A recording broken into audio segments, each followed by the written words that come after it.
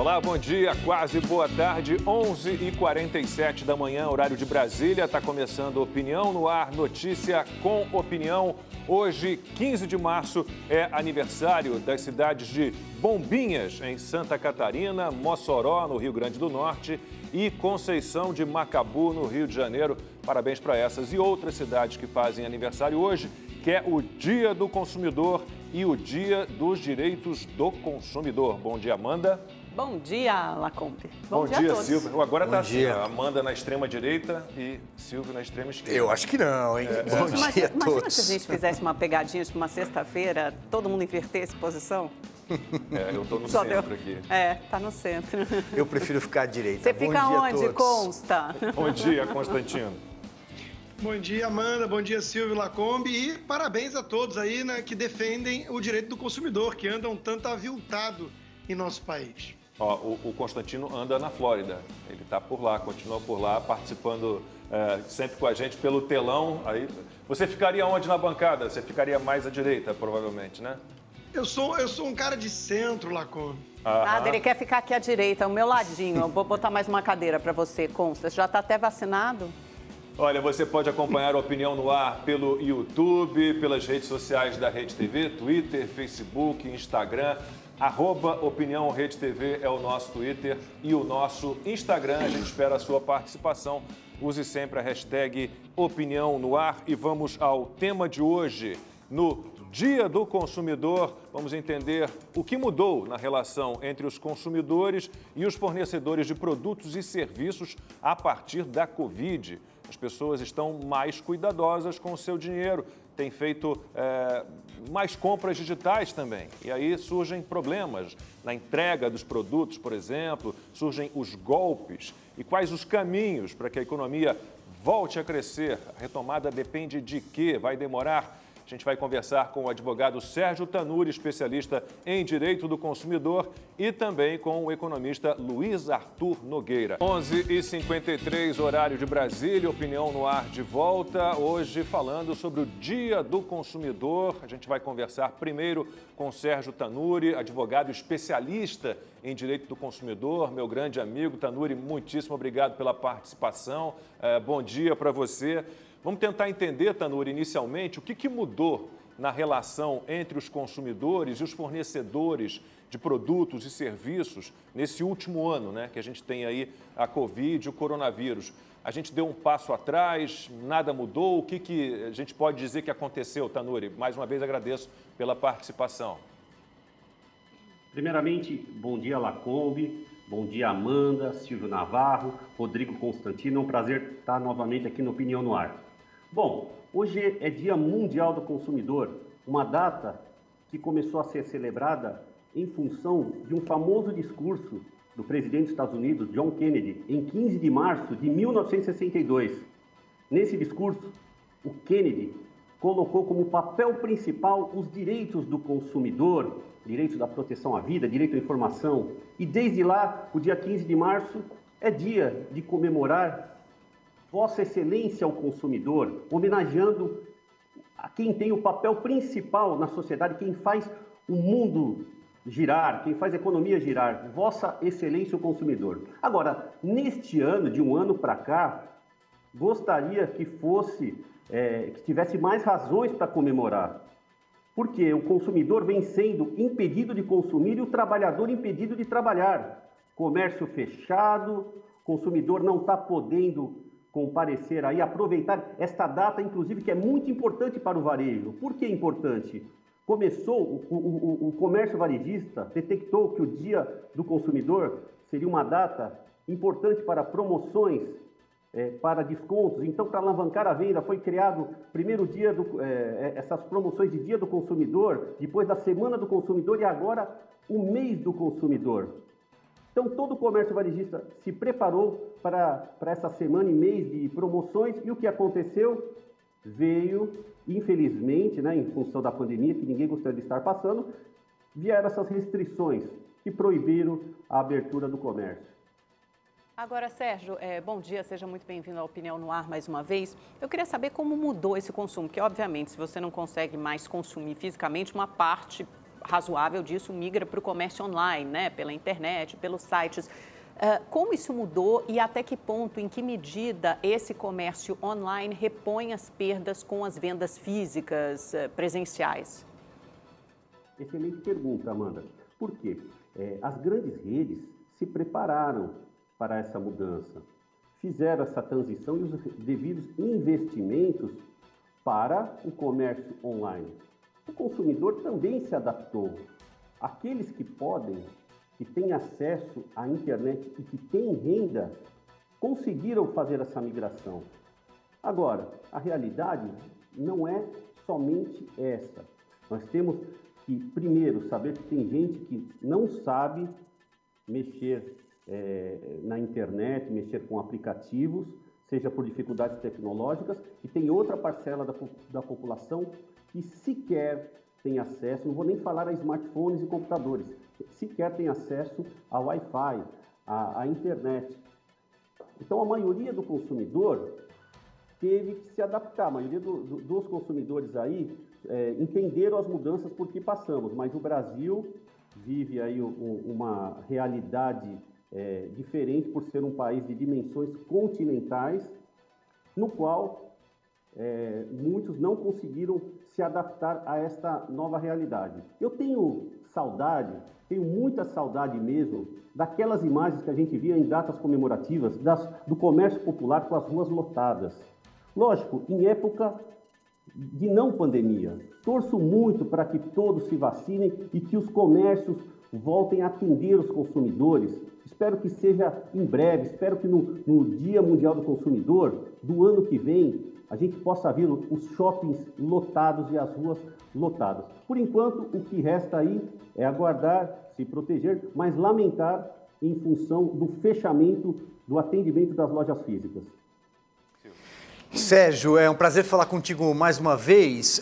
Como você mesmo citou, as ruas lotadas, né? Quem não se lembra daquelas imagens da rua 25 de março, aqui em São Paulo, por exemplo, as ruas do Brás, as ruas do Paris e as imagens recentes que a gente acompanhou pela TV ou em fotografia são de lojas fechadas, são de lojistas que quebraram. Então, eles perderam, inclusive, as grandes datas, como você também já mencionou, Dia das Mães, Dia dos Pais, Dia das Crianças, Dia dos Namorados, as festas de fim de ano, enfim, muita gente não se recuperou. Eu queria saber se você tem já algum dado, você que trabalha nessa área, de alguns setores que talvez não vão mais se recuperar, vamos dizer assim. Silvio, excelente pergunta, porque eu tenho pesquisado e não tenho encontrado ainda, né, nenhum estudo sério, profundo, que demonstre o genocídio das pessoas jurídicas. Porque o que está acontecendo? Fala-se muito aí em genocídio, usam muito esse termo, banalizou-se esse termo de genocídio, mas eu queria que fosse feito um estudo da morte das pessoas jurídicas. Toda morte é lamentável, seja de pessoa física ou jurídica, mas as pessoas jurídicas que já estavam adaptadas lá atrás, no ano da pandemia, porque teve a primeira onda do Covid. Agora estamos na segunda onda e as empresas e os comércios, os lojistas estão sofrendo agora com a segunda onda de fechamento. Muitos que não quebraram na primeira onda de fechamento vão quebrar agora. Isso é muito triste. Eu espero que façam aí um levantamento, não tenho dados ainda, eu acho que ninguém tem dados do impacto mesmo, porque muitos estados começam hoje. Olha que presente, no Dia Mundial do Consumidor, quando é de se homenagear a força daquele que faz a economia girar, que é o cliente, o consumidor, que é a estrela principal da nossa economia, muitos estados fecham o comércio e impedem o consumidor de consumir e o trabalhador de trabalhar. É muito triste isso, mas acredito que em breve, né, isso passa. E o mais importante, temos que ver aquela questão do copo meio cheio, meio vazio. Eu sou otimista, porque cada dia que passa, o consumidor, o cidadão, sabe cada vez mais da sua importância, da sua grandeza, porque a empresa, seja ela pequena, média ou grande, que não respeita o consumidor, que não dá o devido respeito ao consumidor, elas são alijadas do mercado. Então, a maioria das lojas, das grandes redes, das empresas, dos fornecedores, já estão cientes do tamanho, da importância do cidadão, do cliente, daquele que consome. Quem tem atrapalhado a relação entre consumidor, entre fornecedor, entre consumidor e indústria, consumidor e lojista, consumidor e prestador de serviço, é o governo. Constantino. Bom dia, doutor Tanuri. Pois é, sobre essa questão toda de, num dia como esse, o comércio está fechado por imposição de governadores, eu acho que tem uma página do Twitter em homenagem a Margaret Thatcher, chamado Dama de Ferro, que resumiu muito bem. Comerciante trabalhando amedrontado, como se fosse traficante, traficante trabalhando à vontade, como se fosse comerciante, né? E o Guilherme Fiuza também escreveu um texto brilhante na Gazeta do Povo, relatando ali a situação dramática do Leblon, para quem conhece, no Rio de Janeiro, né, ali a Dias Ferreira, que era uma rua super movimentada de comércio, de restaurantes, bares, e está decadente, e não só pela pandemia. A pandemia foi apenas um pretexto daqueles que querem fechar tudo, são moralistas, querem de alguma forma controlar a vida alheia. Mas eu quero fazer uma pergunta, saindo um pouquinho dessa questão específica da pandemia, doutor Tanuri, e entrar num aspecto mais abrangente de cultura. Eu estou morando há 6 anos agora aqui nos Estados Unidos e posso perceber a diferença que faz essa cultura do consumidor ter sempre a razão para o comerciante, né? Aqui você vai até num posto de gasolina abastecer, o posto agradece, né, o negócio. É uma coisa muito comum aqui o tempo inteiro o comerciante agradecer a escolha do consumidor. E a gente sabe que a cultura dessa sociedade de confiança faz muita diferença, né? Você parte da boa fé de que o consumidor não vai ali tentar um golpezinho, não vai ser malandro. Enquanto que no Brasil, ainda mais eu vindo do Rio de Janeiro, né, a gente sabe que tem malandro demais para otário de menos. Então, tem muita gente que sempre quer se dar bem em cima do próximo e isso é levado também para o comércio. Eu queria ouvir a sua avaliação, que tem muita experiência nessa área, de como é que isso impacta a relação consumidor-comerciante.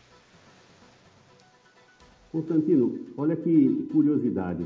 O Código de Defesa do Consumidor brasileiro, que fez 30 anos de vigência no dia 11 de março da semana passada, uma vez que foi sancionado no dia 11 de setembro de 1990, mas o próprio Código, no seu artigo 118, deu 6 meses para que entrasse em vigor, para que a sociedade se preparasse para as mudanças, né? Ou seja, nós temos um Código de Defesa do Consumidor com 30 anos de vigência, que é considerado um dos mais avançados do mundo. O Brasil é referência na defesa dos direitos do consumidor, mas no topo está os Estados Unidos, Constantino, como você bem mesmo falou, e aí não tem código. Aí é uma questão de costume, é uma questão de mercado, porque a grande loja, aí, os grandes magazines, ou até o posto de gasolina que você falou, qualquer tipo de comércio, se não tratar bem o cliente, está fora do mercado, vai ser escorraçado do mercado.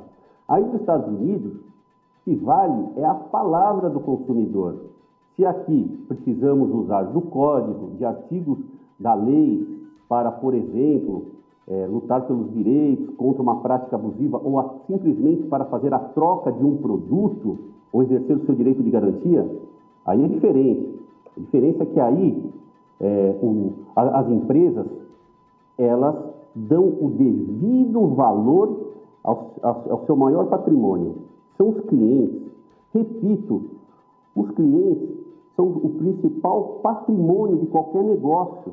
Se tratar mal o cliente consumidor, não vai ter como um negócio prosperar. Gostaria muito que o Brasil, que está evoluindo nesse quesito, mas tem muito ainda a evoluir, gostaria muito que num futuro as empresas aqui, os prestadores de serviços comerciantes atingissem o nível que tem na América, para não precisar de lei, para tratar bem o cidadão comum que pega aí o seu dinheiro, ganha o seu salário e vai lá consumir, escolhe determinada marca, que seja cada vez mais valorizado, porque quem trata bem o cliente vai levar a marca no coração e vai sair falando bem para os outros. Então, as empresas do Brasil, os prestadores de serviços estão evoluindo nesse quesito. Temos que celebrar isso, sim, porque ano após ano a relação de consumo aqui está melhorando. Daqui a pouquinho a gente continua a conversa com o advogado Sérgio Tanuri. Agora eu tenho um recado para você. Já imaginou ter a chance de ganhar 4 milhões de reais? Esse é o valor que a Rede TV já distribuiu em prêmios com o Rede TV Plus. E as chances de ganhar continuam. É o novo Festival de Prêmios Sorte Agora do Rede TV Plus. Se você, por algum motivo, parou de assinar, tá na hora de voltar, porque os prêmios do Sorte Agora estão incríveis. Quer saber dos prêmios? Então olha aí. Olá! Bom dia, meu querido amigo Lacombe. Olha, gente, eu queria falar um negócio. Eu adoro aqui o Opinião no Ar, viu? Olha, eu sempre fico muito bem informada com esse programa. E depois do programa, eu sempre pego o meu notebook para continuar acompanhando vocês aí nas redes sociais, viu? Muito bem, Carlinha, é isso aí. E você de casa? Quer um notebook para acessar a internet com mais qualidade e dinâmica? Aqui no Festival de Prêmios Sorte Agora, nós sorteamos às terças e quintas no programa A Tarde é Sua. E nos outros dias da semana também tem sorteio, viu? Às segundas, quartas e sextas a gente coloca uma Smart TV incrível para ser sorteada. É a chance de ter uma TV bonitona e novinha em casa, hein? Que beleza, hein? No final de semana você descansa e o Rede TV Plus não para. No Mega Senha sai um iPhone 12, no valor de R$6 mil. Já no domingo é um Renault Kwid. Isso mesmo, um carro de mais de R$40 mil. E tudo isso, gente, por menos de 75 centavos por dia. Olha, meu amigo, minha amiga, é um prêmio melhor que o outro, então não perca tempo e assine já para concorrer. E no final não acabou não. Tem essa máquina aqui, ó, uma Mercedes C180. Olha que beleza, é Mercedes dos sonhos. Só que na Rede TV você vê isso. Corra, assine já o Rede TV Plus. Valeu, Lacombe. Beijo, Lacombe. Tchau, tchau. Tchau. 12h08, horário de Brasília. Nosso tema hoje é o Dia do Consumidor, Dia Internacional do Consumidor. Estamos conversando com o advogado Sérgio Tanuri, especialista em direito do consumidor. Ele já falou que é uma ironia, né, no Dia do Consumidor a gente ter justamente nesse dia, né, mais medidas restritivas ao funcionamento do comércio. E a gente teve várias manifestações ontem, né, Silvio? Mas a gente procura por aí algumas informações sobre as manifestações contrárias ao lockdown, mas a gente encontra muito pouco, né? Parece que não houve nada. Parece que não aconteceu nada. Ainda bem que a gente está falando aqui delas, né, Lacombe? Pois é, o Constantino quer falar um pouquinho das manifestações de ontem. Não sei se você aí nos Estados Unidos, até aí chegou a você a informação de que houve?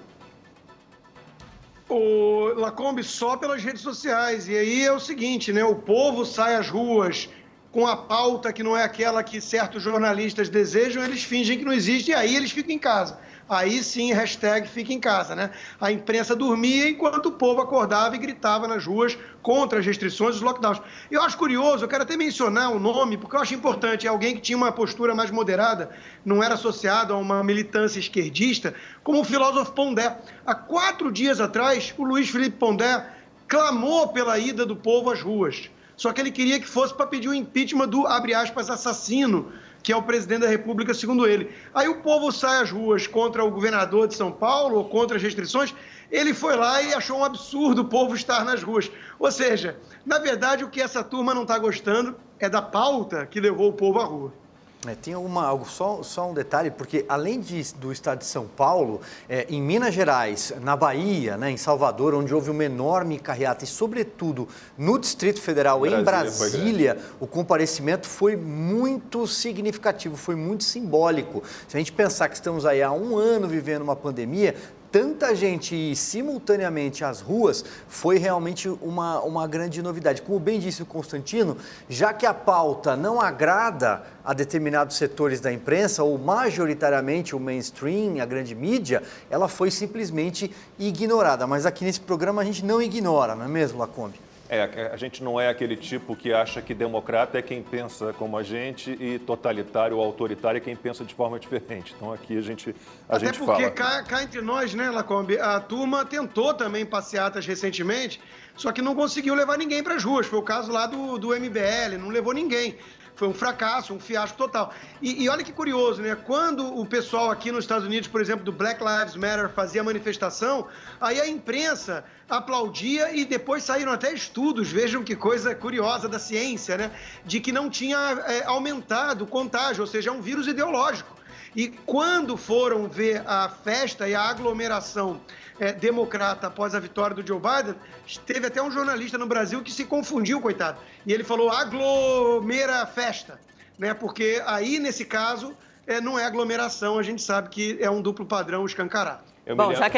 Eu me lembro das manchetes. Black Lives Matter não provocou, nenhuma delas provocou aumento de contaminação. Comícios do Trump aumentou terrivelmente a contaminação pelo coronavírus. Bom, já que somos um programa democrático, então deixa eu me pronunciar. Eu não fiquei sabendo das manifestações de ontem, mas já que vocês estão me contando que elas aconteceram...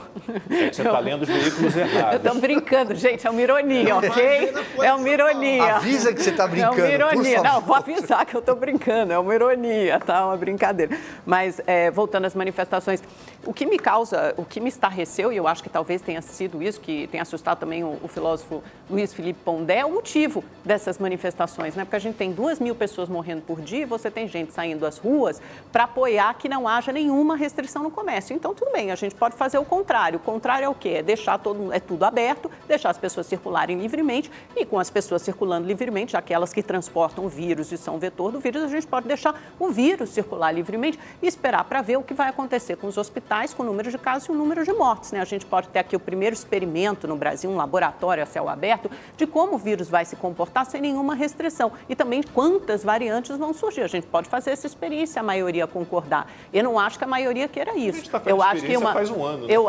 Não, a gente teve várias medidas de restrição que derrubaram as contaminações. Vai variante? As variantes surgem no ambiente. Dizer que vai aumentar no ambiente de confinamento. Não, as variantes surgem. Qual é a base científica? Não, pelo contrário, o que os cientistas e os infectologistas dizem. Funciona. Os cientistas e os eu vou te...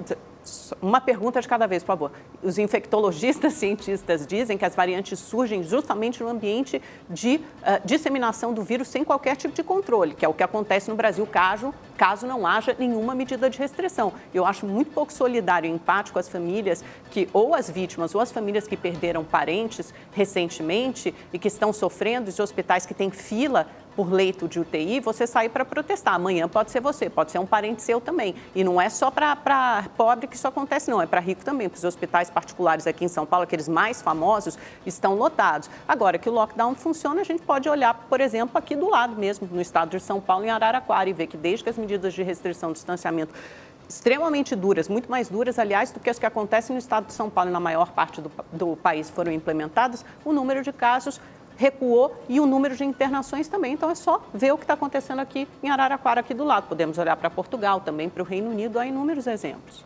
Mas a gente olha aquele velho mapeamento, né, de contaminações, você não vai encontrar o comércio que cumpre protocolo, o restaurante que cumpre protocolo, o bar que cumpre protocolo, entre, né, os ambientes em que mais se dão as contaminações. Você não vai encontrar, você vai encontrar no transporte público, por exemplo. E quanto a isso, pouco se fala, a gente não tem um combate em relação a isso. Quanto ao lockdown, a gente sempre fala dessa tabela, se você for olhar ali, mortes por milhão, todos os países que a gente tem. Se você tivesse lockdown como uma fórmula mágica para solucionar tudo, os países que fizeram os lockdowns mais pesados não estariam entre os que têm mais mortes por milhão. Bélgica, Portugal, que você citou, Alemanha, Inglaterra, Itália. Então, não há base científica. Mas o Lacombe, essa curva está se invertendo. Nos últimos 7 dias, a média móvel de mortes por milhão, por exemplo, o Brasil já passou os Estados Unidos. Nossa, a gente tem uma mosca chata aqui, com licença. Na média móvel de casos também, a mesma coisa. Dos últimos 7 dias, a média móvel de casos. Também o Brasil está em primeiro lugar. Então, a gente tem que olhar para onde essas curvas estão indo. E é verdade isso que você falou, no restaurante, nos bares, as pesquisas que foram feitas, acho que principalmente restaurantes, não são um grande lugar de contaminação. O problema é que é o seguinte, você chega a um nível de circulação de vírus e número de casos tão alto que você, infelizmente, tem que fechar e restringir tudo para diminuir, de fato, a circulação das pessoas. Porque a pessoa que vai ao restaurante, ela deixou o carro no manobrista, ela vai conversar com um amigo, ela vai conversar com o garçom. Então, em todo esse circuito que ela vai até lá, que ela volta para casa, ela passa em outro lugar. Então, tem aquela ideia de que a vida é normal e de que as pessoas podem circular normalmente. Mas aí você abandona as pessoas que são atingidas por esses fechamentos. E são muitas pessoas, isso é muito cruel. É verdade. Não, exatamente. Isso é muito cruel. E aí tem um ponto... Acho que o Rodrigo está falando. Já que a Amanda lançou mão de um argumento que, para mim, soa um tanto sensacionalista, que é quem está saindo na rua se sentir quase culpado pela morte de pessoas, famílias que perderam. Deixa eu perguntar se a Amanda está disposta a ir nas comunidades mais carentes explicar para o garçom que ele não tem o que comer enquanto que o nosso salário pinga no final do mês, né, porque ele não pode trabalhar. Então, eu acho que a gente tem que tomar algum cuidado com o tipo de argumento que a gente quer usar para causar um impacto emocional, Amanda, porque as pessoas estão morrendo e sofrendo por outros motivos que não apenas a pandemia, sem falar que não há essa robustez toda científica para esse tipo de medida. Os transportes públicos continuam lotados, a Argentina apresentou resultados péssimos com um lockdown muito mais intenso que o nosso, então não há a prova sequer de que essas medidas drásticas que ferem totalmente as nossas liberdades funcionam. Agora, não obstante, nós temos o outro lado da equação que é sempre ignorado por quem é servidor público ou quem faz home office ou quem está saindo para trabalhar, sabe-se lá por quê, se muitas vezes sequer é considerado essencial o trabalho. Silvio, rapidamente para a gente Não, muito brevemente, só eu vou complementar, na verdade, a fala do Rodrigo, ela vai totalmente ao encontro do que eu ia dizer, é que quando a gente fala, por exemplo, no estado de São Paulo, Amanda, a gente está falando num estado de 44 milhões de pessoas, o maior da federação. São Paulo é um país, na verdade. Então, quando a gente fala assim, fiquem todo mundo em casa, vamos fase roxa, fecha tudo, toque de recolher, pela primeira vez o governador João Dória, escutei ele fazendo uma declaração hoje pela manhã, na entrega de vacinas do Instituto Butantan, ele admitiu a palavra toque de recolher que ele mesmo negava há pouco tempo atrás. Então, assim, o que acontece é que eles vão mudando os apelidos, as cores das faixas e, na verdade, o que eles estão fazendo é sim um lockdown no estado de São Paulo. E num estado com 44 milhões de pessoas, é muito complicado você pensar na pessoa que mora lá na periferia, num teto de zinco, dentro de um barraco, que precisa acordar para vender pano de prato para levar o almoço para casa, que tem 5, 6 filhos, que alguns sequer estão indo para a escola. Então, é muito difícil pensar nessas pessoas. Essa mesma pessoa está esperando na fila do hospital também. Eu sei, Amanda, a gente tem muita solidariedade, mas então, para eu não me alongar aqui, o que o Rodrigo falou é verdade. As pessoas que estão indo para a rua estão se sentindo culpadas de estar indo para a rua, porque, olha, você é culpada pela morte de alguém. Não, ninguém é culpado por nada. As pessoas precisam viver. É claro que cada vida importa. Eu não estou aqui sendo contra a vacina ou sendo contra... Eu só acho que esses lockdowns, eles já se mostraram ineficazes e eles não levam em conta a diferença demográfica de São Paulo, do país, a diferença econômica das pessoas que não têm condições de comprar comida, elas precisam trabalhar para comprar comida do dia. Quem tem que providenciar isso com programas de cobertura social e de apoio a essas famílias é o governo, em todos os seus níveis, o governo federal e também os governos estaduais e municipais. Por isso que a gente tem um auxílio emergencial e por isso que a gente tem que ter imediatamente outros programas de socorro econômico para salvar empregos, para dar crédito aos microempresários, micro e pequenos empresários, para atrasar o pagamento de impostos ou então até para perdoar o pagamento de alguns desses impostos e dessas contas. Eu concordo totalmente com você. Não adianta você fazer lockdown se do outro lado você não dá, minimamente um amparo a essas famílias, riqueza um apoio céu, a essas Amanda. famílias. Riqueza não brota do solo nem mas cai o do Estado céu. tem que agir, são medidas riqueza, Amanda. O Estado tem que agir, o governo federal permitiu, por exemplo, eu tenho uma empresa que é simples, permitiu que a gente pagasse com 6 meses de atraso os impostos. Isso não foi feito em municípios, não foi feito nos estados. O governo federal diminuiu o PIS/COFINS dos combustíveis. 18 estados do Brasil aumentaram o ICMS dos combustíveis. Então, é uma situação muito complicada. Aliás, uma pauta interessante que a Amanda trouxe sobre as variantes, né? Tem um estudo para sair, já está em pré-print, do Flávio Cadejani e Ricardo Zimmermann, que a gente já entrevistou aqui no programa, que mostra que o confinamento provoca o aparecimento de variantes. Então, a gente precisa ampliar um pouco a discussão e a solução tem que ser sempre equilibrada. Deixa eu trazer de novo o Sérgio Tanuri para a nossa conversa. Tanuri, falávamos aqui das manifestações que houve neste fim de semana, contrárias ao lockdown, né? E a gente teve uma manifestação forte, acho que foi a maior de todas até agora, diante da porta da casa do governador do estado de São Paulo, João Dória, pedindo inclusive a renúncia dele. E eu queria que você analisasse algumas situações que a gente tem em relação ao consumidor. Então vamos lá, começando aqui por São Paulo. A partir de hoje, eu posso morar ao lado de um restaurante, pode ser no pé do meu prédio ali, a uma quadra. Eu não posso ligar para esse restaurante, encomendar uma refeição e eu próprio descer e ir lá buscar. Eu tenho que pedir por aplicativo, porque é proibido takeaway, é proibido você ir buscar.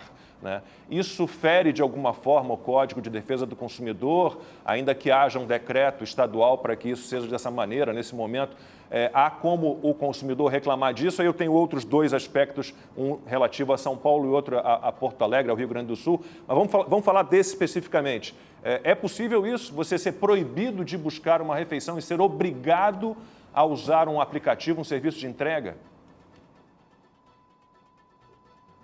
Veja, Lacombe, não fere especificamente o Código de Defesa do Consumidor, mas fere o bom senso, fere a razão. Talvez, num Estado que não tivesse tanta paixão, poderia-se analisar nos tribunais superiores que tal atitude fere-se a Constituição, o direito de ir e vir, o direito de escolha do cidadão garantido lá no artigo 5º da Constituição. Agora, o que estamos vivendo é uma era de hipocrisia. Repito, somos solidários a tudo isso que está acontecendo, temos que nos cuidar, sou a favor da vacina, do distanciamento social que todos os comércios já vêm adotando, não o isolamento, o distanciamento, com o uso de máscaras, álcool em gel e lá o termômetro. Já vinha, todos os comércios já estavam adaptados fazendo isso. O que está sendo feito está levando a manifestações fortes aqui no estado de São Paulo, que o povo quer trabalhar, o consumidor quer consumir, sempre respeitando o distanciamento, não o isolamento, porque vai faltar comida na mesa dos consumidores mais pobres, dos trabalhadores mais pobres, entende? Essa turma do fica em casa, que fica em casa pedindo comida por aplicativo, vendo os lançamentos da Netflix, mas exige que o porteiro do prédio venha trabalhar e que a sua empregada doméstica venha trabalhar com os ônibus lotados, com o metrô lotado. Então, não tem coerência. Lacombe, eu sempre assisto o programa de vocês, eu sou muito fã de você, da Amanda, do Silvio e do Constantino. Vocês falaram outro dia, na semana passada, que o grande problema são os transportes públicos. Tem que ir no cerne do problema. O que ataca mais aí, eu não sou médico para falar disso, mas eu creio que é óbvio, os transportes públicos lotados. Eu, sinceramente, espero que no ano que vem, quando se comemorar novamente o Dia Mundial do Consumidor, o comércio possa trabalhar, fazer as promoções da Semana do Consumidor, do Mês do Consumidor e, principalmente, que o cidadão comum possa ir na loja que quiser e poder comprar o que quiser. Isso é o que a gente torce. Rapidamente, Tanuri, então, como eu levantei as outras duas questões, o fato de você, por exemplo, ter em São Paulo lojas de material de construção fechadas. Se eu tenho um vazamento na minha casa, uma emergência, um vazamento de gás, um vazamento de água, a quem eu recorro? E a questão do supermercado no Rio Grande do Sul, você tem gôndolas inteiras, corredores inteiros fechados, o governador decidiu o que a gente pode e o que a gente não pode comprar. Como é que ficam esses dois aspectos aqui em São Paulo em relação ao material de construção? Pode ser um caso de emergência. E no Rio Grande do Sul, os supermercados com setores totalmente fechados. Vamos lá. Aqui em São Paulo, que definiu-se alguns setores como essenciais. A partir do momento que define-se que algum setor é essencial, não sei com qual critério, mas define-se isso e mantém-se aberto esse tipo de comércio, o que vai acontecer? Vamos ser bem claros, as lojas de materiais de construção que têm que estar abertas para essas reformas, para essas emergências aí que acontecem no dia a dia, vão também se tornar polos do quê? De aglomerações. Muita gente não gostaria de ir apenas para comprar e às vezes vão até para passear com a família, não apenas para comprar. Veja, a questão do essencial, o que está sendo definido, realmente está causando muita confusão na cabeça do consumidor. Com respeito ao decreto lá do Rio Grande do Sul, que o governador Eduardo Leite fez, também falando sobre produtos essenciais, ou seja, ele permite a abertura de supermercados, só que aí ele manda colocar os supermercados lonas nas gôndolas, nas prateleiras e fala para o consumidor, você só pode consumir aquilo. Isso é um absurdo. Que país, veja, onde está a cabeça desse pessoal? Isso daí é digno de ditadores. Isso daí é uma tirania contra o consumidor. É um dos maiores absurdos, assim como lá no Rio Grande do Sul também tem caso de fechar o supermercado aos domingos. O que acontece? O pessoal vai no sábado e lota mais no sábado, sabe? Esse tipo de atitude, de afronta ao bom senso, à lógica, porque se tivesse algo que comprovasse que funcionasse 100% isso, ok, vamos dar os braços a torcer, vamos ficar em casa, contribuir. Sou totalmente a favor da ciência, vamos colaborar para segurar o vírus, para reduzir a pandemia. Perfeito, o que não pode ter esse tipo de medida. Sabe o que acontece? Lacombe, Amanda, Silvio, Rodrigo Constantino, criou-se aí uma falsa premissa no qual, quanto mais absurda e mais tirana a decisão do gestor, em certa parte da mídia diz que ele está embasado na ciência. Ou seja, quanto mais dura, quanto mais absurda, quanto mais restritiva a medida, exalta-se os prefeitos e governadores falando que eles estão embasados na ciência. Eu gostaria que alguém um dia comprovasse essas premissas, que para mim não são verdadeiras. Amanda. Sérgio, eu queria te perguntar também agora que mudou completamente, né, essa forma de fazer compras e majoritariamente online. Eu queria que você esclarecesse aqui para os consumidores os principais direitos, por exemplo, em relação à entrega, à troca, à devolução de dinheiro. Como é que o consumidor deve se portar diante dessa nova realidade? Que direitos ele precisa saber que tem? O comércio online intensificou-se muito de um ano para cá, assim como também aumentaram o número de golpes. Então, veja, você que está consumindo no comércio eletrônico, tem que se precaver. Primeiro, com a segurança, fazer uma pesquisa dos sites que você está comprando. Antes de ir lá clicar para comprar, faça uma pesquisa rápida no site de reclamações do Procon ou empresas conceituadas como o Reclame Aqui, para ver se naquele determinado site não tem um número excessivo de denúncias, de reclamações. Também tenha cuidado na hora de fazer uma compra no site, ver se tem aquele cadeadinho no canto superior do navegador, porque aquilo demonstra que é um site seguro para você inserir o seu cartão de crédito, porque lá é um site que tem um certificado de segurança. Também é muito importante você que está fazendo compras online, saber que você tem o direito e o Código de Defesa do Consumidor é claro, quando ele deixa lá bem expresso o direito de arrependimento. Fazer compra virtual é diferente de fazer compra em loja física, no qual, por exemplo, você experimenta a roupa, toca no produto, no calçado, lá você pode calçar e experimentar na hora. Agora, na tela do computador tudo é bonito, aí chega na sua casa o produto, não é aquilo que você imaginava, ou não é o tamanho que você achava que ia servir para você, você tem o direito de arrependimento, que é o prazo de 7 dias a contar do recebimento da mercadoria, e você pode pegar e devolver o produto, receber o seu dinheiro de volta ou trocar por um outro. Então, o código, ele cumpre, né, esses e outros direitos aos consumidores, e o Código de Defesa do Consumidor tem sido um amparo muito forte nessa época de quarentena a quem está aí usando o comércio online, principalmente também o comércio por aplicativos, que a gente tem visto um número muito grande de reclamações, entrega de comida, por exemplo, a comida chega fria. Qual o direito do consumidor? O consumidor tem o direito de pedir para que seja refeito o serviço ou o seu dinheiro de volta. Você pede uma pizza de mussarela, chega uma pizza de calabresa, você tem o direito de fazer, trocar, do consumidor vir na hora lá, ou fazer ou entregar outra pizza de acordo com o que você pediu, ou devolver o dinheiro. Tudo isso está lá como garantia do Código de Defesa do Consumidor. Amanda. É isso, Tanuri, que a gente possa consumir, né? E que a gente tenha de quem consumir, né? Com lojas abertas, indústrias abertas, restaurantes abertos, bares abertos, cumprindo os protocolos, mas do jeito que está muito complicado. Sérgio Tanuri, advogado, meu amigo, especialista em direito do consumidor, nesse Dia Internacional do Consumidor, agradeço muito a sua participação. Até uma próxima.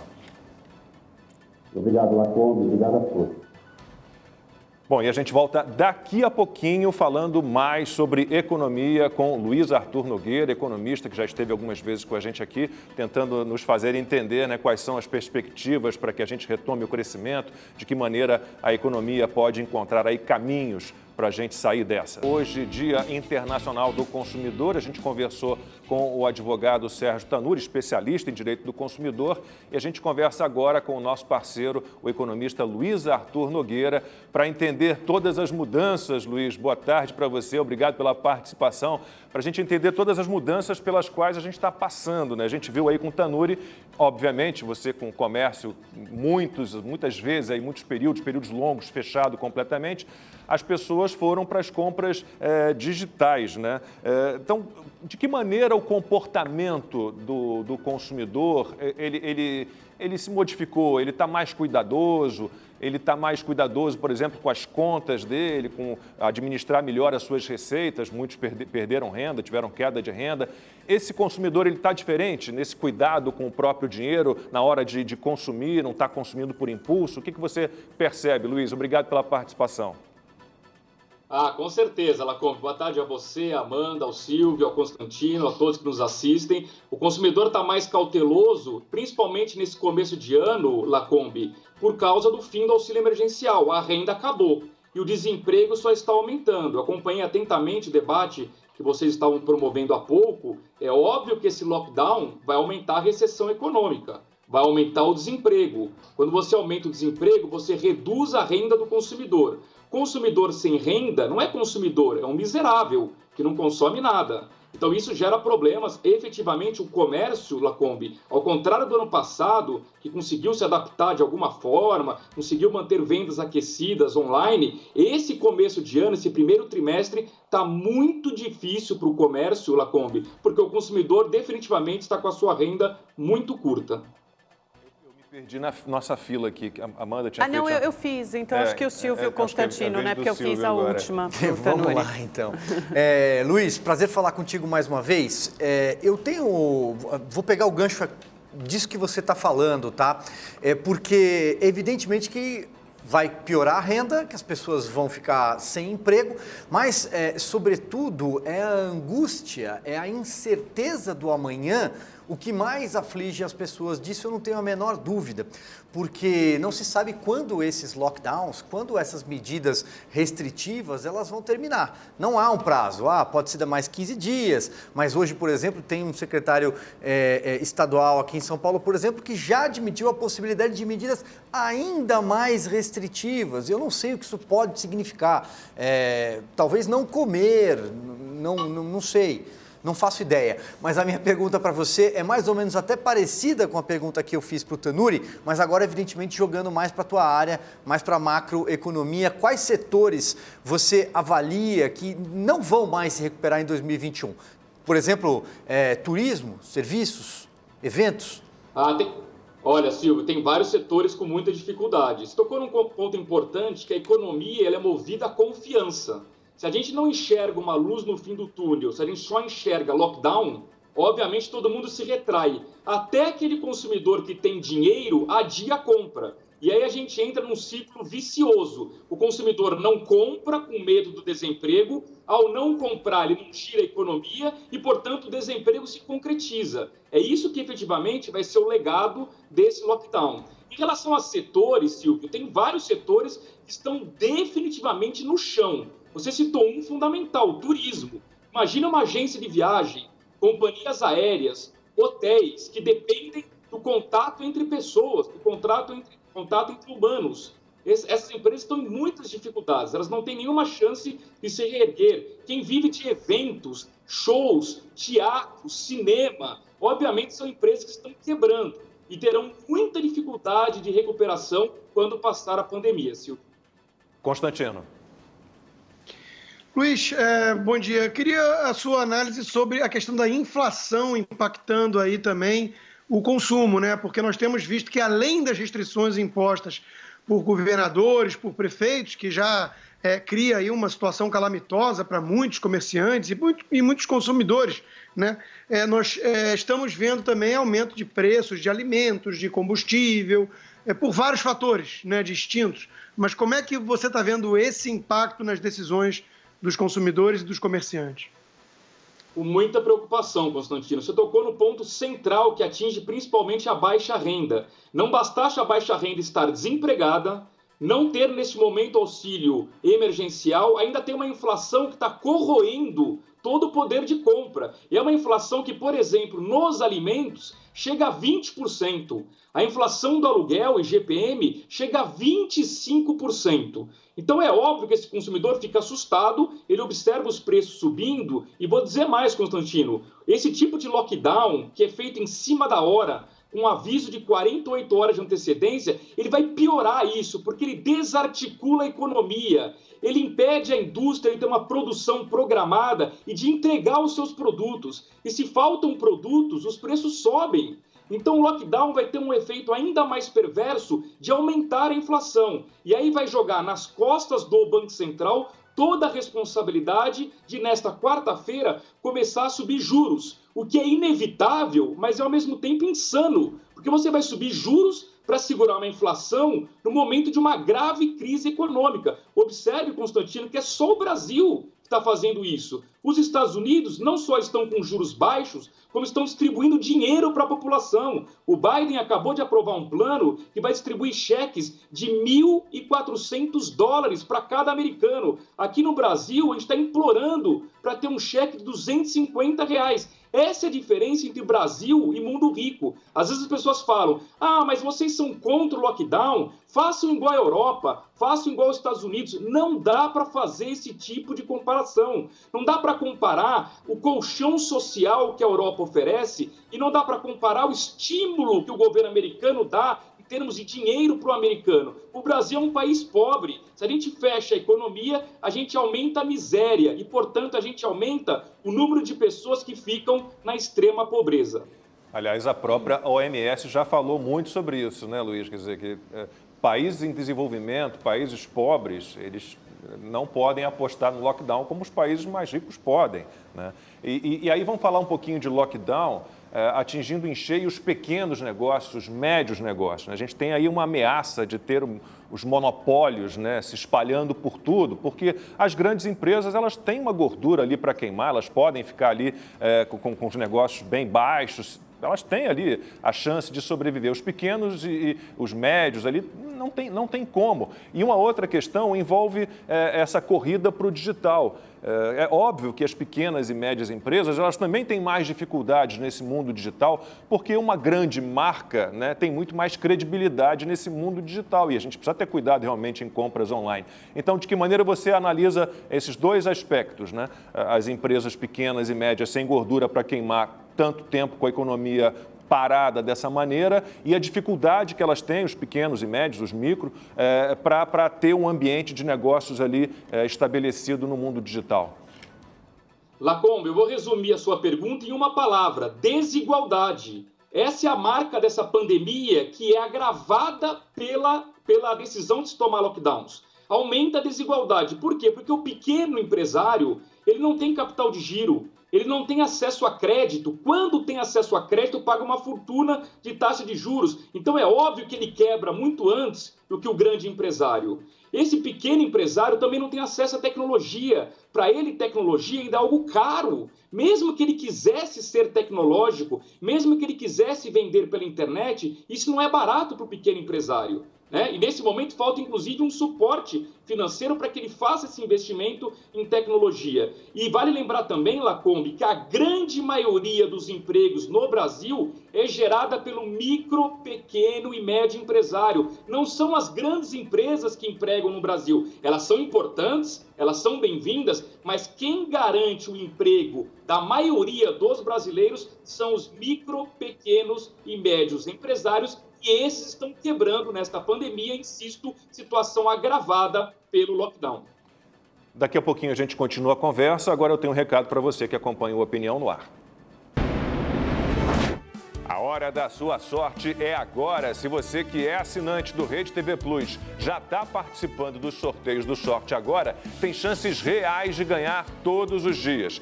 Eu sei que você é esperto e quer ter vantagem, né? Então aponte a câmera do seu celular para esse QR Code premiado aqui na tela que você vai ganhar agora 150 pontos. Mas corre porque ele fica aqui por apenas 5 minutos. Quanto mais pontos você acumula, mais chances tem de ganhar. É o Festival de Prêmios Sorte Agora. Estamos de volta, 12h42, hoje Dia Internacional do Consumidor. Estamos falando um pouquinho sobre economia, né? Como é que fica a economia no Brasil diante dessa derrocada que a gente vive, com tudo parado, tudo fechado, dificuldades enormes. É preciso achar um ponto de equilíbrio. Amanda. Eu queria falar um pouquinho, Luiz, antes de fazer a minha próxima pergunta, que todo mundo fala muito sobre o lockdown e só o efeito disso na economia. Eu acho que o que falta, na verdade, é uma coordenação da crise para debelar essa pandemia, né? E é disso que o mercado se ressente, isso que faz com que o dólar suba, né? E vê a inflação subindo também, uma coisa bate na outra, o dólar sobe, bate na inflação, o risco fiscal aumenta. Então, quer dizer, na verdade, você não teve um governo que se antecipou para comprar vacina, se antecipou para prorrogar o auxílio emergencial, quando a gente sabia que a pandemia ia sim recrudescer, a gente não sabia que estaria nesses níveis, mas sabia que ia recrudescer, um programa de redução de jornada e salário que ainda não foi prorrogado também. Então, um governo que está pelo menos 3, 4 meses atrasado, é um governo que anda sempre a reboque dos acontecimentos. E é isso que leva à derrocada da confiança do investidor. Quando o presidente Bolsonaro troca o comando da Petrobras e sugere alguma ingerência, alguma interferência na estatal, na empresa, é isso que leva à derrocada de confiança do investidor. E a gente vê isso batendo imediatamente até nas previsões do próprio Boletim Focus, no que diz respeito à expectativa de crescimento, PIB, inflação, juros. Agora, uma coisa que eu gostaria de resgatar, que você trouxe, é o aumento dos juros nessa semana, que já é dado como certo no mercado financeiro. Deve ser coisa de 0,5 ponto percentual da Selic, né? Depois de sucessivas baixas, a gente está na menor taxa histórica, isso deve começar a subir. Eu quero saber como isso vai bater no bolso do consumidor e também dos empresários, quer dizer, um aumento dos juros neste momento tão difícil da economia. Ótimo, Amanda. Eu queria só fazer um comentário sobre a sua fala. Eu quero concordar num ponto e discordar no outro. Eu concordo quando você diz que quando o governo federal intervém na economia, por exemplo, na Petrobras, ele atrapalha o mercado, isso aumenta o risco país e tem impacto nos juros e na inflação. Concordo totalmente. Por outro lado, quando os governadores decidem quem pode trabalhar e quem não pode, eles intervêm no mercado, eles atrapalham toda a economia também. Então, o lockdown que decide quem é vencedor na economia e quem é perdedor vai contra o livre mercado. Então, os governadores erram também, na minha opinião. Então, aqui não vou isentar ninguém nesse aspecto. Em relação aos juros, Amanda, eles vão subir, é inevitável, só que eu, particularmente, não estou com aquele grupo de economistas do mercado que acha que o Banco Central tem que pisar no pé do acelerador e elevar juros de forma absurda. Eu acho que isso tem que ser feito com muita cautela, porque embora a inflação esteja subindo, e é um fato, ela está subindo, o Banco Central tem que ter em mente que o Brasil ainda está dentro de uma recessão econômica que atinge de forma mais cruel a baixa renda. Quem é tomador de crédito no Brasil, efetivamente, é a baixa renda, é quem não tem dinheiro. Então, se exagerar demais na alta dos juros, um efeito colateral disso vai ser encarecer o crédito, e quem vai pagar a conta do crédito mais alto é justamente quem mais precisa. O consumidor de baixa renda, micro e pequeno empresário, que, conforme eu comentei há pouco, a resposta do Lacombe é quem mais precisa de crédito e é quem paga juros mais altos. Então, o que eu peço para o Banco Central, sim, terá de subir juros, sim, mas que o faça com muita cautela e muito bom senso para não jogar a economia do Brasil definitivamente na lona. Silvio. Luiz, deixa eu fazer aqui uma pergunta misturando economia com política, até porque elas não caminham de forma separada, né? Economia é política e a política vive da economia, mas algo que a gente escuta, especialmente em Brasília, é que teoria de uma concertação à parte, tá? Vou excluir essa ideia para tentar fazer uma pergunta aqui mais leve. Mas o conjunto de fatores, né? Uma decisão do Supremo Tribunal Federal que recolocou o ex-presidente Lula no jogo eleitoral, misturada a medidas cada vez mais restritivas de governadores que acabam estrangulando a economia, fazem com que, número um, o Congresso Nacional talvez perca fôlego e entusiasmo para tocar algumas reformas necessárias, a tributária, outras como a administrativa, que também são impopulares. Então o Congresso perderia tração, o governo perderia um pouco desse jogo político. Por outro lado, não há dinheiro para sustentar esse auxílio emergencial por mais muito tempo. Então a eleição já começou no Brasil, você como analista econômico e político também acha isso?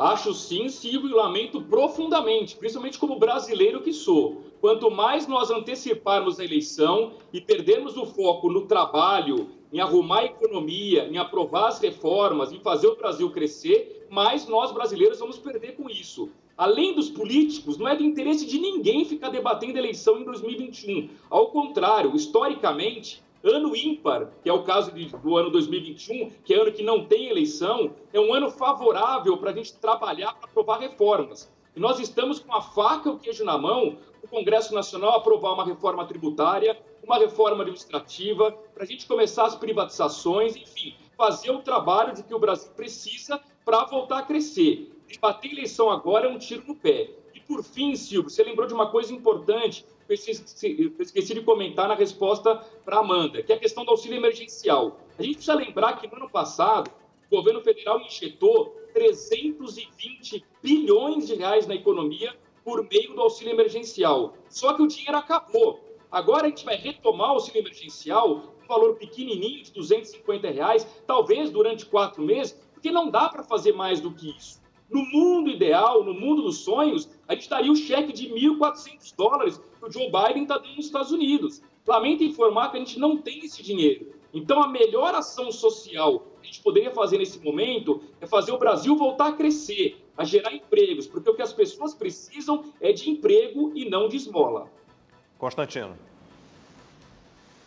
Pois é, quando a Amanda falou de insegurança jurídica, eu achei até que ela fosse falar da decisão do STF, monocrática, uma vez mais, né, de mudar toda a regra do jogo no meio do jogo, tornar o Lula elegível. Acho que isso estressou muito o mercado e levou esse clima de insegurança jurídica para os investidores, né, mais do que qualquer coisa que o presidente Bolsonaro tenha feito.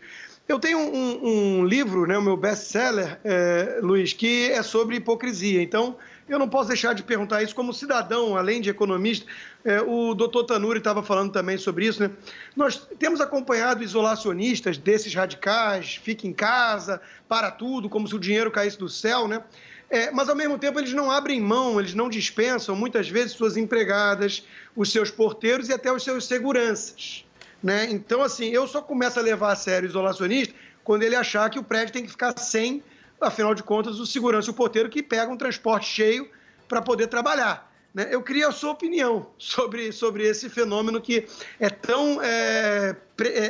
tão visível em nossa sociedade.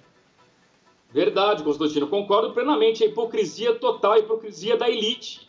Dizer fique em casa e ficar pedindo comida por delivery, sendo que quem vai fazer essa comida é uma pessoa que saiu da periferia e foi trabalhar de ônibus. E quem vai entregar essa comida é um motoboy que saiu da periferia para fazer essa entrega, se expondo, portanto, ao vírus, claramente é uma hipocrisia. Só fica em casa quem tem renda e quem precisa dos outros trabalhadores que estão se expondo, que são os trabalhadores da periferia. Então, é uma hipocrisia absoluta ficar com esse discurso do fique em casa. E eu queria também, Constantino, acrescentar o seguinte: eu acho que o debate ele precisa ser mais transparente. Os governantes, principalmente os governadores, costumam dizer o seguinte: olha, se nós adotarmos um lockdown, nós vamos salvar 40 vidas por dia. Aliás, foi um número que o doutor Paulo Menezes, que é o coordenador do Centro de Contingência aqui de São Paulo, divulgou. Ele disse o seguinte: olha, com esse lockdown, talvez nós salvaremos 40 vidas por dia nas próximas semanas. Muito bem, eu pergunto, e quantas vidas nós perderemos na periferia por conta da recessão econômica, por conta da fome, da pobreza, da miséria, do desemprego, do aumento da violência doméstica, do aumento da violência urbana, por conta do agravamento de outras doenças, porque a pessoa não sai de casa, ela não faz um tratamento para o câncer, ela não compra um remédio para uma outra doença. Então, assim, é muito fácil contabilizar as Se você me permite... claro. Até fazer uma analogia para a nossa área, a economia, foi um grande economista francês liberal, o Frédéric Bastiat, que chamou atenção para isso. Ele falava que o bom economista é aquele que enxerga para além da miopia. Ele vê aquilo que se vê de imediato nas ações e aquilo que não se vê, que são as tais consequências não desejáveis, mas muitas vezes previsíveis, né? Exatamente. E é o seguinte, é uma periferia invisível que está morrendo, Constantino. Por que os governantes tomam as decisões de lockdown? Porque começou a morrer gente em um hospital de gente rica. Começou a ter problema no Einstein. Mas na periferia ninguém está enxergando o problema. Então é muito fácil. A hora que a água bate no nariz da elite, opa, vamos fazer lockdown? Mas alguém consultou se a periferia tem condições de fazer lockdown? E aí, só para concluir, Lacombe, eu queria dar um exemplo do que a hipocrisia pode levar a decisões no futuro. No Brasil, não sei se as pessoas sabem, morrem 80 brasileiros por dia vítimas de acidente de trânsito. Então, no futuro, algum governante vai sugerir o seguinte: vamos proibir todos os carros e motos circularem, que a gente vai salvar 80 vidas por dia. É um discurso lindo na teoria, mas na prática faz sentido proibir todo mundo de andar de carro e de moto? Claro que não. Do mesmo jeito que não faz sentido trancar todo mundo dentro de casa, por mais bonito que seja o argumento de salvar algumas vidas. E o Luiz Arthur citou aí, né, a quantidade de mortes provocadas pelas medidas restritivas e não pelo coronavírus, né, por conta da pobreza, da miséria, e sempre falo sobre isso, há uma relação direta, aumento da pobreza, aumento de morte, queda de expectativa de vida, fora as pessoas, como ele citou aí, atiradas ao pânico, aí um dado que é importante, em 2020, Luiz, 40% menos diagnósticos de casos de câncer no Brasil. A gente acha que os casos de câncer desapareceram, deixaram de existir. Não, as pessoas não fizeram os exames para detecção precoce do câncer, né? E aí, para o câncer, todo mundo vai defender tratamento precoce, né? Então, quanto antes você descobre, mais chances você tem de cura. Então, 40% menos porque as pessoas abandonaram esses exames para detecção precoce do tratamento, abandonaram tratamentos médicos. A situação é muito delicada. Pergunta agora da Amanda.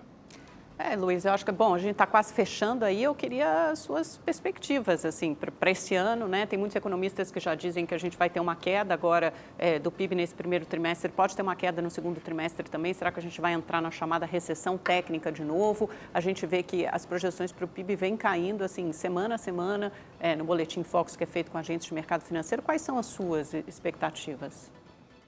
Isso mesmo, Amanda. Primeiro trimestre muito ruim, certamente o encolhimento do PIB, mas eu acho que dá para salvar o segundo trimestre. Primeiro passo para salvar o segundo trimestre é reabrir a economia com inteligência, com protocolos e principalmente acelerando a vacinação. Na verdade, a vacinação é que vai salvar o ano. A gente vai ter um segundo semestre melhor, quanto mais rápido a gente conseguir evoluir com a nossa vacinação. E aí sim, isso ainda me dá um otimismo de que quando a gente olha para o ano, o Brasil tem condições de crescer de 2,5% a 3% esse ano. Está longe de ser um crescimento fantástico. Esse crescimento não resolve o nosso desemprego recorde, mas sem dúvida é uma luz no fim do túnel. Agora, se os governadores quiserem esticar a corda e continuar fechando a economia, a gente vai colher mais uma recessão econômica também no segundo trimestre. E aí, para salvar o ano, vai ficando cada vez mais difícil. Silvio. Não é isso. Esses lockdowns são absolutamente políticos, principalmente nessa altura do jogo, uma tentativa de estrangular a economia e, sobretudo, né, antecipar o jogo eleitoral, como eu falei agora há pouco. O alvo é o presidente Jair Bolsonaro, ninguém tem dúvida disso, com um grande apoio da mídia. Mas, Luiz, já que a gente está partindo para a reta final, então vamos tentar olhar um pouquinho do copo cheio que tem, que é o agronegócio, uma área que você entende muito bem. O agro é o Brasil que dá certo e os números, pelo menos pelo que eu passei o olho aqui, não sou grande especialista como você, são bons, né? As safras parecem ser boas para esse ano. Verdade, Silvio. Teremos mais uma safra recorde, apesar até de alguns problemas climáticos, a safra vai ser recorde de novo. Os preços no mundo estão em alta, em dólar, portanto, isso favorece o exportador, né? O nosso agronegócio exporta muito, garante para a gente uma balança comercial positiva, isso é muito bom, portanto, o agronegócio vai ser um dos motores do crescimento econômico, mas é claro que nós, brasileiros, ficamos assustados, porque isso também representa alimentos ainda caros no dia a dia, né? Então, na hora que a gente vai ao supermercado ou compra virtualmente, a gente percebe como está caro. E eu insisto de que quando a alimentação sobe de preço, ela atinge de forma mais cruel a baixa renda, porque o peso dos alimentos no orçamento de uma família mais pobre, ele é muito maior do que o peso de uma família mais rica. Então é muito cruel e, infelizmente, aquilo que o Constantino perguntou sobre a inflação é algo que preocupa muito neste momento, porque ela afeta de forma mais danosa, principalmente a baixa renda.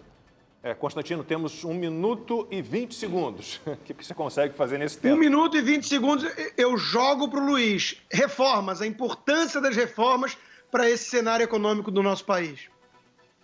fundamental, Constantino, principalmente para a gente voltar a crescer no segundo semestre e também no ano que vem. Temos que avançar com uma reforma tributária, mesmo que seja uma reforma tímida, ela vai sinalizar positivamente para o mercado uma intenção de reduzir essa maluquice que é o sistema tributário do Brasil. Reforma administrativa importante também, porque ela sinaliza um Estado mais enxuto. E também as privatizações, que vão sinalizar menos gastos no futuro com estatais que hoje causam prejuízos. Se nós avançarmos nessas três frentes, teremos, por exemplo, um 2022 muito próspero para a economia brasileira.